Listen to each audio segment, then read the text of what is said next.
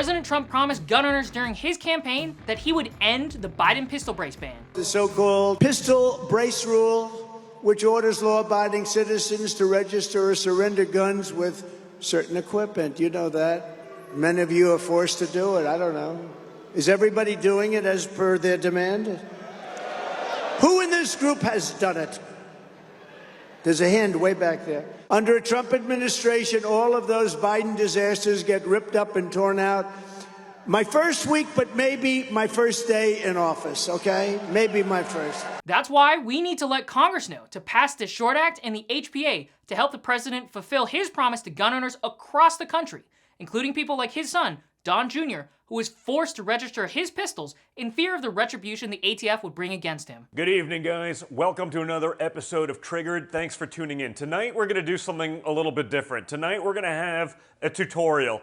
Everything you need to know about the ATF pistol brace ban, some of the insanity that's going on around that, whether you choose to comply with the laws or not, and the pros and cons of that. We're going to talk to my buddy George Armstrong, an ATF pistol brace ban expert, someone who does this, another manufacturer of Class 3 weapons, full auto stuff, suppressors, someone who lives this world, has to comply, has to understand. We're literally going to go through the Form 1 that you got a week to fill out before you can literally be in violation of federal law. Now, again, I'm not advocating for going along with this. I don't like the idea of that. I also understand that I am not Hunter Biden, okay? I will not get a pass on these things. With guys like you and I mean, as much as we'd love to take the stand and say, you know what, this is where we're going to draw the line in the sand, I'm in the business, machine gun collector, manufacturer. You're a high-profile guy, big gun guy, hunter, shooter.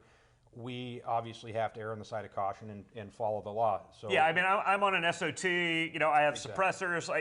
I'm already on whatever ATF radar. Plus, I'm probably on thousands of social media posts shooting stuff like this. So yeah, it's not a stretch to say, if they're using the FBI's HRT, the hostage rescue team, to do a search warrant on Mar-a-Lago, I'm probably getting a visit. And so, for me, that's a personal choice. It doesn't mean I'm happy about it. It does not mean that I'm thrilled. It does not mean I agree with it. It just means, hey, I'm not going to jail for this, knowing that I'm the first person that they'd love to make an example of if they can. You have had conversations with people at the ATF that hate me for even talking about these things, for even shooting with you and taking my kids out, shooting full auto with you out in Arizona. It definitely puts a target on you. Where it's like, Don Jr.'s the real threat, literally just shooting. So please, call your representatives and Speaker Johnson and let them know they need to pass the SHORT Act and the HPA in order to help the president's agenda.